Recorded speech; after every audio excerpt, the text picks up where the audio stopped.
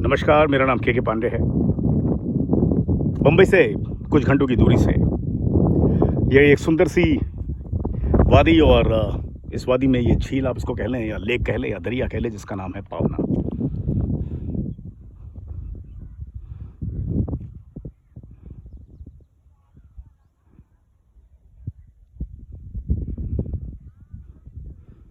मैं बम्बई के जिस कोने में रहता हूँ वहाँ पे हवा काफ़ी बहती है, जैसे यहाँ बह रही है।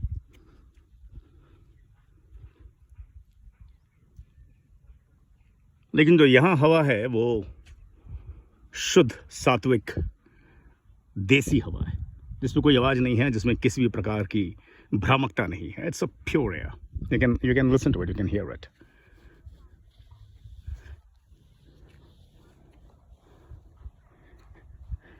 पानी देखिए कितना साफ, कितना स्वच्छ।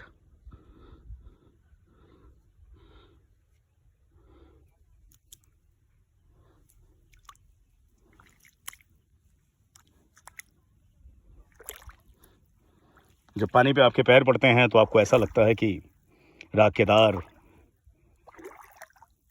राग जयजयवंती, राग भैरवी, मालकौस, बारहमासे सब एक साथ आपके सामने आ जाते हैं।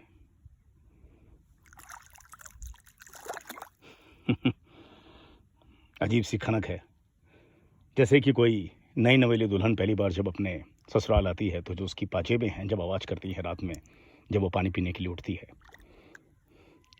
उस पाजेब के अंदर जो एक मादकता होती है, उस पाजेब के अंदर जो एक नवीनता होती है, उस पाजेब के अंदर जो एक नूतनता होती है, वो उस पाजेब के अंदर जो कौमार्य होता है, लगभग वही है इस आवाज़ में।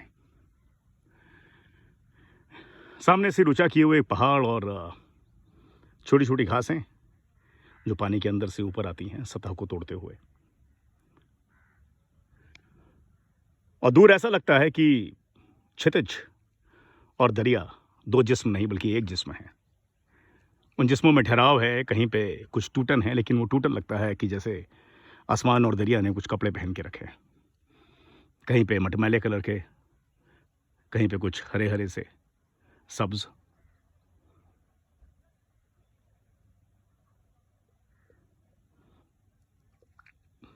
या कभी कभी यूं लगता है कि कोई धुंध सी उड़ रही है दरिया के बदन से, जो ऊपर तो उड़ती है, लेकिन दरिया और आसमान के जिस्म को एक करते हुए वो और ऊपर और ऊपर और ऊपर उड़ जाती है।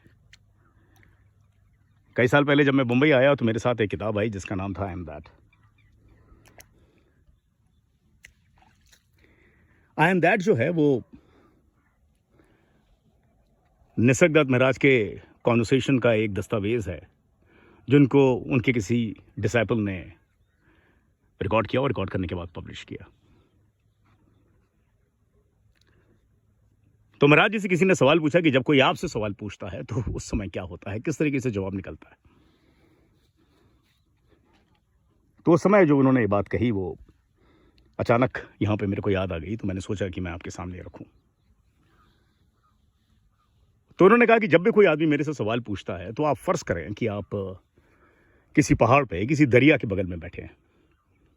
दरिया बिल्कुल शांत है, जैसे ये दरिया। अचानक हवा भी रुक सी गई है। अचानक एक पत्थर को आप उठाते हैं और दरिया में डालते हैं। ऐसे जहां से पत्थर गिरता है वहां से लहरें चालू होना शुरू होती हैं, जो किनारे तक आते आते आते आते आते आते समाप्त हो जाती है। कुछ दिनों तक तो दरिया में हलचल होती है, उसके बाद दरिया धीरे धीरे धीरे धीरे अपने पुरातन स्वरूप में, अपने निराकार स्वरूप में बदल जाता है, जैसे ये दरिया बदल गया। उन्होंने कहा मेरे साथ भी ऐसी होता है जब कोई मेरे से सवाल पूछता है। मेरे मस्तिष्क में, मेरी मेधा में, मेरी मनीषा में सवाल तो उठते हैं, जवाब तो उठते हैं, लेकिन जैसे जैसे जवाब पूर्णता की तरफ बढ़ते हैं वैसे वैसे मेरा दिमाग दोबारा शांत हो जाता है, जैसे कि उस दूर किसी पहाड़ में शांत किसी दरिया का शांत सा चेहरा। जब भी आप लोगों को मौका लगे पावना आइए और इस दरिया के किनारे खड़े होइए और सामने ऊंचे उठते हुए दबंग, जो ना कभी से झुका है, जो ना कभी किसी से डरा है, ऐसे पहाड़ को देखें, इन घास को देखें, और अगर आपके पास में जूते हैं और कैमरे का बैग है तो उनको यहीं पे छोड़ दें और धीरे धीरे पानी के अंदर पैरों को डालें, चुपचाप बैठे रहें और निसर्ग को, प्रकृति को, नेचर को सुनें। एक बार तो पाव ना आए, कभी तो पाव ना आए। नमस्कार।